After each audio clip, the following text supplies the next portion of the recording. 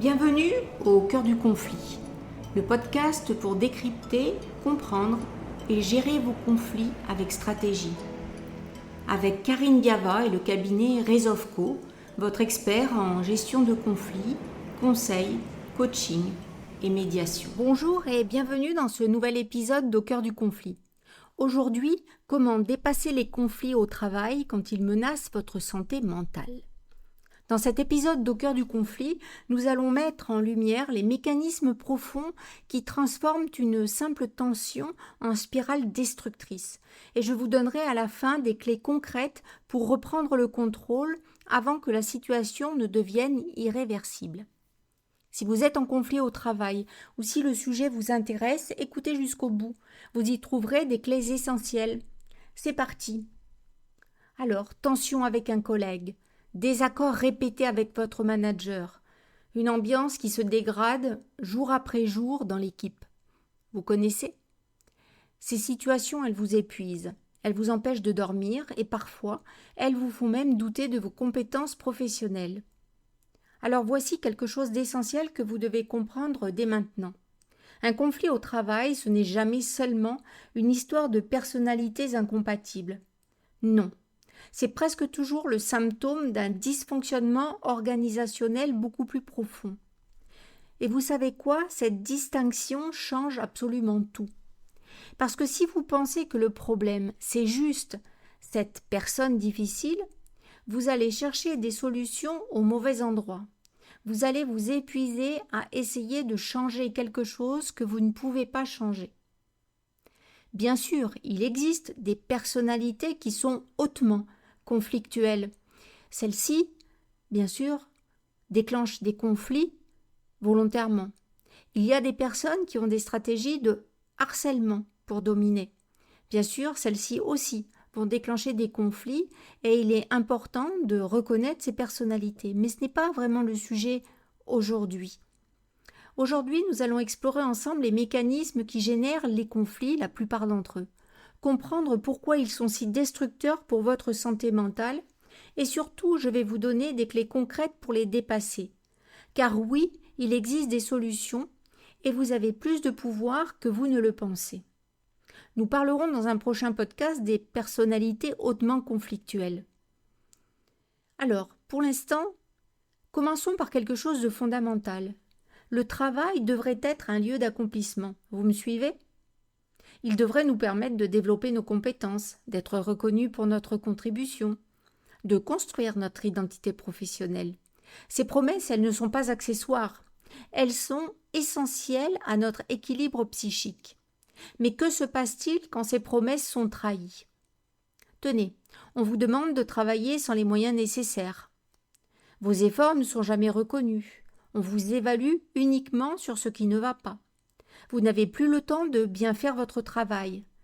Vous n'avez plus l'espace pour échanger avec vos collègues sur les difficultés rencontrées. Et vous savez ce qui se passe à ce moment-là ? C'est là que naissent les conflits. Maintenant, écoutez bien ce mécanisme, c'est crucial. Les recherches en psychodynamique du travail ont démontré quelque chose de fondamental. Le travail génère inévitablement de la souffrance. Oui, vous avez bien entendu, inévitablement. Mais cette souffrance ne devient pathogène que lorsque les conditions organisationnelles empêchent son traitement. Qu'est-ce que ça veut dire concrètement ? Eh bien, lorsqu'un conflit s'installe durablement, il active en vous des stratégies de défense psychologique extrêmement coûteuses. Vous tentez de maintenir un équilibre précaire, vous serrez les dents, vous continuez. Mais quand l'organisation ne permet pas l'élaboration collective de cette souffrance, par manque de temps, par turnover constant, par absence totale d'espace de dialogue authentique, ces défenses finissent par s'épuiser. C'est alors que surviennent les décompensations, burn-out, dépression, troubles anxieux, pathologies psychosomatiques. Alors comment les conflits détruisent votre santé ? L'exposition prolongée à des relations dégradées provoque un stress chronique. Un stress que votre corps et votre psyché ne peuvent plus assimiler. L'humiliation répétée, le sentiment d'injustice, l'absence totale de reconnaissance, l'isolement. Tous ces vécus attaquent votre estime de vous-même. Ils attaquent votre identité professionnelle. Vous perdez confiance en vos capacités. Vous développez de l'anxiété, des troubles du sommeil, parfois une dépression. Le travail, qui devrait être source d'accomplissement, devient menaçant.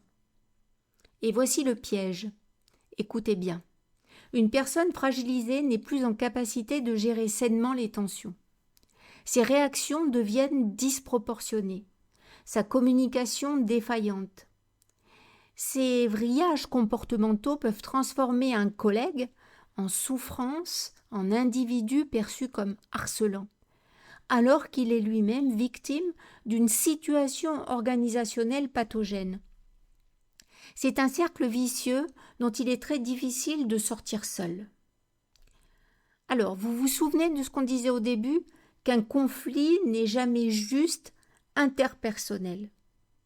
Voilà pourquoi. Même un conflit qui semble n'impliquer que vous et un collègue, ou vous et votre manager, est toujours systémique dans un contexte professionnel. Pourquoi ? Parce que le travail comporte des rapports de subordination, des enjeux de pouvoir, une organisation prescrite qui entre constamment en conflit avec le travail réel. Il n'y a jamais une adéquation parfaite. Lorsqu'un conflit éclate, ses effets se propagent au collectif entier. Les collègues choisissent leur camp, les équipes se polarisent, la coopération se délite. Et tenez, voici quelque chose que peu de gens comprennent. Les stratégies de défense collective qui permettaient de traiter la souffrance se transforment parfois en idéologie défensive destructrice. Cynisme, violence collective, exclusion, persécution d'un bouc émissaire. Vous voyez le tableau ? Alors parlons chiffres, parlons impact concret. L'impact des conflits non traités reste souvent invisible dans les indicateurs classiques, mais il est considérable. Première conséquence, la désorganisation du travail. Quand les tensions occupent votre espace mental, l'énergie nécessaire au travail de qualité fait défaut. Vous n'arrivez plus à penser votre travail, à ajuster le prescrit au réel. Les erreurs se multiplient, la qualité se dégrade. Deuxième conséquence, l'absentéisme et le présentéisme. Les arrêts pour raisons psychologiques sont devenus la première cause d'absence prolongée. Mais le présentéisme, vous connaissez ? Être physiquement présent mais psychiquement absent. Ça coûte peut-être encore plus cher. Et puis tenez, voici le pire. Quand un salarié s'arrête, la charge se reporte sur ses collègues déjà sous pression, qui finissent par craquer à leur tour. Troisième conséquence, la perte d'intelligence collective. Dans un environnement conflictuel, les salariés cessent de partager leurs astuces, leurs trouvailles. Cette intelligence rusée qui permet de contourner les obstacles et d'ajuster le prescrit au réel. Cette richesse ne se transmet plus. L'organisation s'appauvrit sans même s'en rendre compte. Ensuite, les pratiques managériales toxiques. Concrètement, qu'est-ce qui crée ce terreau fertile au conflit ? Le management par la peur et la précarité subjective, la surcharge de travail chronique, le manque de moyens, l'individualisation et la mise en concurrence permanente, les évaluations uniquement négatives, la destruction des espaces de coopération, des temps collectifs, les objectifs irréalistes et contradictoires, l'absence de reconnaissance du travail réel. Ce ne sont pas des défaillances individuelles, ce sont des choix organisationnels. Alors quels sont les pièges qui vous paralysent ? Ce qu'on vient de voir, c'est que les conflits au travail ont des racines organisationnelles profondes. Maintenant, voyons pourquoi il est si difficile d'en sortir. L'isolement, c'est le piège numéro 1. Vous pensez être le seul à vivre cette situation. Vous vous dites « si j'ai autant de mal, c'est que je ne suis pas à la hauteur ». Vous vous isolez progressivement, par honte, par peur d'être jugé. Mais l'isolement, c'est précisément ce qui permet au conflit de s'envenimer et à votre santé de se dégrader. Vous me suivez ? La culpabilisation est un autre piège. C'est de ma faute, je n'aurais pas dû réagir comme ça. Je ne suis plus bon à rien, je ne sais pas faire. Cette auto-accusation, elle est typique. Vous intériorisez la responsabilité d'une situation dont vous n'êtes pas responsable si elle est systémique. La peur qui paralyse. Peur de perdre votre emploi. Peur de représailles si vous parlez. Peur d'être étiqueté comme fragile ou difficile. Cette peur vous paralyse. Elle vous empêche d'agir pour vous protéger. L'épuisement. Oui, il y a l'épuisement, quand vous n'avez plus l'énergie pour rien. Comment trouver la force d'agir ? L'épuisement vous maintient dans la situation qui vous épuise. C'est un cercle dont il semble impossible de sortir. Ensuite, il y a la confusion fondamentale entre personne et système. Vous focalisez sur la personnalité de votre manager ou de votre collègue, sans voir les contraintes organisationnelles qui pèsent sur lui également. Car oui, les managers sont eux aussi aux prises avec le système. Beaucoup souffrent de devoir appliquer des directives qu'ils désapprouvent, de ne plus avoir les moyens de protéger leur équipe. Alors comment reprendre le pouvoir ? On a compris d'où viennent les conflits. On a vu les pièges qui nous paralysent. Maintenant, passons à ce qui nous intéresse vraiment. Comment sortir de ces situations ? Et là, j'ai de bonnes nouvelles pour vous. D'abord, sortir de l'isolement, c'est la première urgence. La première étape absolument cruciale, c'est de sortir de l'isolement. Parlez avec des collègues de confiance. Documentez précisément les situations problématiques. Dates, faits, témoins potentiels. Ne restez pas seul avec votre souffrance. Et voici ce qui change tout. Vous pouvez faire appel à un professionnel spécialisé en gestion de conflits qui établira avec vous un diagnostic complet de votre situation. Vous voyez ? Ce diagnostic, il permet de clarifier ce qui relève du conflit interpersonnel et ce qui relève du dysfonctionnement organisationnel, d'identifier les leviers d'action disponibles dans votre situation spécifique, d'élaborer une stratégie adaptée à votre contexte, de savoir précisément quoi faire, dans quel ordre, avec quels acteurs. Un accompagnement professionnel vous permet ensuite de mettre en œuvre toutes les stratégies qu'on va voir maintenant. Car comprendre ne suffit pas. Il faut pouvoir agir. Et vous n'avez pas à le faire seul. Et sachez que cette démarche concerne autant les salariés que les managers, qui sont souvent eux-mêmes en grande souffrance face à des situations qu'ils ne savent pas gérer.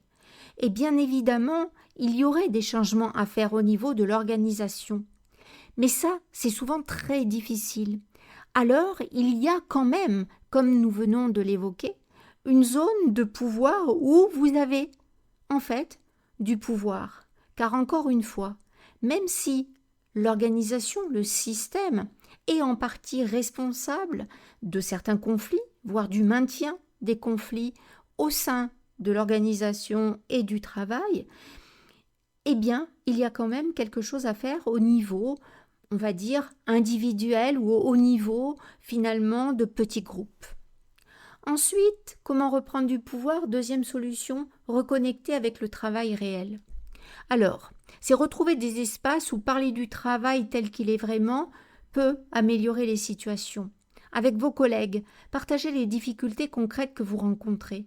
Créez des solidarités autour du bien faire son travail, pas autour de la plainte. Car lorsque vous partagez vos difficultés de travail, vous découvrez souvent que vous n'êtes pas seul et que des solutions peuvent émerger du collectif. Ensuite, connaître vos droits, votre bouclier juridique. Alors là, écoutez bien, parce que beaucoup de salariés ignorent complètement ça. Votre employeur a une obligation de sécurité de résultat pour la préservation de votre santé physique et mentale. Ce n'est pas une obligation de moyens, c'est une obligation de résultat. Ça veut dire qu'il doit tout mettre en œuvre pour que vous ne tombiez pas malade, ni physiquement, ni psychologiquement, au travail. Cette obligation change tout. Elle vous donne un appui juridique considérable pour travailler sur le changement de certaines situations. Ensuite, il y a des acteurs qui peuvent vous aider. Vous avez à votre disposition plusieurs acteurs ressources. Le médecin du travail, il peut prescrire un examen spécialisé, pris en charge par l'employeur. Il peut vous aider à trouver un poste adapté en interne. En dernier recours, il peut prononcer une inaptitude qui préserve vos droits. Mais ça, c'est un dernier recours. Ensuite, il y a les représentants du personnel et le CSE. Alors là, c'est important. Le comité social et économique a des prérogatives puissantes que peu de gens connaissent. Il peut être alerté sur des situations de souffrance au travail. Il peut déclencher un droit d'alerte en cas de danger grave et imminent. Il peut mener une enquête sur les conditions de travail, solliciter une expertise sur les risques psychosociaux, interpeller l'employeur sur son obligation de sécurité. N'hésitez pas à les contacter, c'est leur rôle de vous protéger. Ensuite, il y a l'inspection du travail. L'inspecteur a un secret professionnel. Il ne bougera pas si vous ne l'alertez pas par écrit. Mais une fois alerté, il peut intervenir auprès de l'employeur. Les consultations spécialisées, consultations de pathologie professionnelle, consultations souffrance et travail. Ces lieux sont essentiels pour obtenir un diagnostic médical qui reconnaît le lien entre votre état et votre travail. Ensuite, devenez un salarié averti. Et voici un élément absolument crucial. Plus vous développez vos compétences sur ces sujets, plus vous êtes protégé et fort. Vous m'entendez ? Alors un salarié averti, c'est quelqu'un qui comprend les mécanismes organisationnels à l'œuvre, qui connaît ses droits et les acteurs ressources, qui sait documenter une situation. Souvent, documenter une situation, ça va permettre ensuite de mobiliser des personnes pour trouver une solution collective. Il est important de ne pas accepter l'inacceptable, finalement au nom de la normalité ou au nom de c'est comme ça. Un salarié averti ose questionner et proposer des alternatives. Cette connaissance est votre meilleure protection. D'abord parce qu'elle vous donne de la distance critique, du recul, de la capacité d'action. Elle vous sort du statut de victime passive pour faire de vous un acteur de votre situation. Et surtout, j'insiste sur ce point. En fait, ce podcast, il est vraiment pour que vous puissiez être acteur de votre situation, car il existe des solutions, en fait, au niveau du collectif. Formez-vous, lisez, renseignez-vous. Chaque connaissance acquise est une arme de plus dans votre arsenal de protection. Que vous soyez un salarié, un membre d'une équipe ou un manager, voire même un responsable. Agir collectivement, eh bien oui, quand c'est possible, la force du groupe face au dysfonctionnement est incomparable. Alors pensez, en fait, à cette action collective, même si vous êtes le dirigeant de l'entreprise. En fait, quand plusieurs salariés se mobilisent ensemble pour pointer un problème organisationnel, eh bien, il ne s'agit plus de balayer ça d'un revers de main. En fait, il n'est pas question de parler de fragilité individuelle. Il est important de reconstruire des espaces de coopération, même informels. Soutenez vos collègues en difficulté. Ne laissez pas quelqu'un se faire humilier en réunion sans réagir. Ne passez pas sous silence les problèmes. Les conflits, en fait, sont forcément source de progrès. Ces actes, en fait, de solidarité, d'action collective, peuvent sembler modestes, mais ils changent profondément l'ambiance de travail et la capacité collective à résister aux pressions pathogènes qui peuvent venir de l'extérieur. Alors donc, récapitulons rapidement ce qu'on a vu. On a compris les mécanismes organisationnels qui génèrent les conflits, les pièges qui nous paralysent, les stratégies pour reprendre le pouvoir. Alors maintenant, parlons prévention et cas particuliers. Alors agir avant la crise, oui, la meilleure manière de dépasser les conflits, c'est d'agir avant qu'ils ne deviennent destructeurs. Au niveau organisationnel, ça passe par des espaces réguliers de dialogue sur le travail réel, une reconnaissance authentique du travail accompli, des moyens adaptés pour faire un travail de qualité, une attention aux signaux faibles de dégradation, une formation des managers à la gestion des tensions. Au niveau individuel, ça signifie ne pas laisser pourrir une situation qui commence à vous peser. Ça veut dire aussi, savoir réagir dans les situations de désaccord. Ça veut dire aussi en parler tôt avant d'être épuisé. Ça veut dire aussi maintenir des liens de coopération avec vos collègues et documenter au fur et à mesure des difficultés. Alors quand le conflit bascule dans le harcèlement, alors là il faut être clair. Tous les conflits ne se ressemblent pas. Certaines situations relèvent de tensions normales liées au travail, qui peuvent se résoudre par le dialogue et l'ajustement organisationnel. C'est l'objet d'ailleurs des 2 podcasts, celui-ci et le précédent. Mais d'autres situations basculent dans le harcèlement moral caractérisé. Répétition d'agissements hostiles, intention de nuire, isolement délibéré, humiliation publique, sabotage du travail, violence psychologique systématique. Ces cas pathologiques nécessitent des interventions spécifiques et souvent juridiques. Le diagnostic professionnel permet précisément de faire cette distinction et d'adapter la stratégie en conséquence. Dans les cas de harcèlement avéré, il faut une documentation rigoureuse, journal détaillé, témoignages, écrits, un accompagnement médical et psychologique, un accompagnement juridique spécialisé, une protection rapide de la victime, arrêt de travail, changement de poste, parfois des poursuites judiciaires. Ne minimisez jamais une situation de harcèlement, c'est un délit pénal, et vous avez le droit d'être protégé. Mais attention, il s'agit de documenter la situation de harcèlement. Souvent, une enquête sera diligentée, mais il faut quand même faire attention à ne pas, finalement, assimiler des cas de conflit, de tension, forcément à du harcèlement. Il est important d'apprendre à en faire la distinction, mais pour ça, il est important vraiment de documenter les situations afin qu'on vous aide à discriminer le harcèlement de ce qui serait en fait un petit peu différent. Alors les signaux d'alerte. Comment savoir si la situation nécessite une aide extérieure immédiate? Soyez attentifs à ces signaux. Physique. Troubles du sommeil persistant. Maux de tête chronique. Troubles digestifs. Tension musculaire. Fatigue permanente. Des signaux émotionnels. Anxiété envahissante. Irritabilité excessive. Pleurs fréquents. Sentiment d'impuissance. Perte de sens. Des signes cognitifs. Difficultés de concentration. Troubles de la mémoire. Ruminations incessantes. Incapacité à déconnecter du travail. Des signes comportementaux. Isolement social. Évitement du lieu de travail. Consommation d'alcool ou de médicaments en augmentation. Si plusieurs de ces signaux sont présents chez vous, c'est le moment d'agir. N'attendez pas l'effondrement total. Plus vous attendez, plus il sera difficile de vous reconstruire. Une intervention précoce permet d'éviter la décompensation grave et de préserver vos capacités d'action. Voilà, nous avons parcouru ensemble les mécanismes des conflits au travail, les racines organisationnelles, le cercle vicieux avec la santé mentale, l'impact systémique.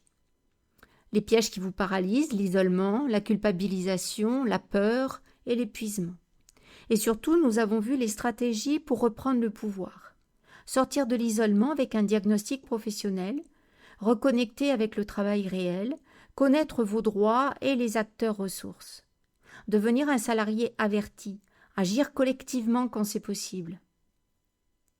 Vous avez maintenant une meilleure compréhension de ce qui se joue. Mais voici la réalité. Mettre en œuvre ces stratégies seul, quand on est épuisé, isolé et sous pression, c'est extrêmement difficile. C'est précisément là qu'intervient l'accompagnement professionnel en gestion de conflit. Quand les stratégies individuelles ne suffisent pas, quand le conflit est trop enquisté ou complexe, quand vous ne savez plus par quel bout prendre la situation. Un professionnel spécialisé peut établir un diagnostic précis de votre situation. Identifier les véritables enjeux au-delà des apparences. Élaborer avec vous une stratégie adaptée à votre contexte spécifique. Vous accompagner concrètement dans les démarches à entreprendre. Faciliter le dialogue quand c'est possible et pertinent. Vous soutenir dans la durée. car ces situations prennent du temps. Faire appel à un professionnel, ce n'est pas un aveu de faiblesse, c'est un acte de lucidité et de protection de vous-même. Vous pouvez être la personne concernée, vous pouvez être aussi le responsable qui est alerté par une situation, voire le dirigeant alerté par une situation. Vous ne laisseriez pas une blessure physique s'infecter sans consulter. Alors pourquoi accepter qu'une blessure psychique s'aggrave sans chercher de l'aide ? Rappelez-vous, vous méritez un travail qui ne détruit pas votre santé. Vous méritez d'être respecté. Et vous avez le droit de vous faire accompagner pour sortir d'une situation toxique. Et ne pensez pas être le seul à y gagner. Le travail avec un grand T y gagne. Les entreprises y gagnent. Le collectif y gagne. Alors si vous sentez que vous êtes pris dans un conflit au travail qui vous dévore, que votre santé se dégrade et que vous n'arrivez pas à démêler tout ça seul, n'hésitez pas à nous contacter chez Resolveco. Nous proposons des accompagnements personnalisés en coaching et médiation qui vous aident à faire cette analyse en profondeur, à élaborer une stratégie adaptée et à reprendre le pouvoir sur votre situation. Pour plus d'informations, vous pouvez consulter notre site www.resolveco.fr.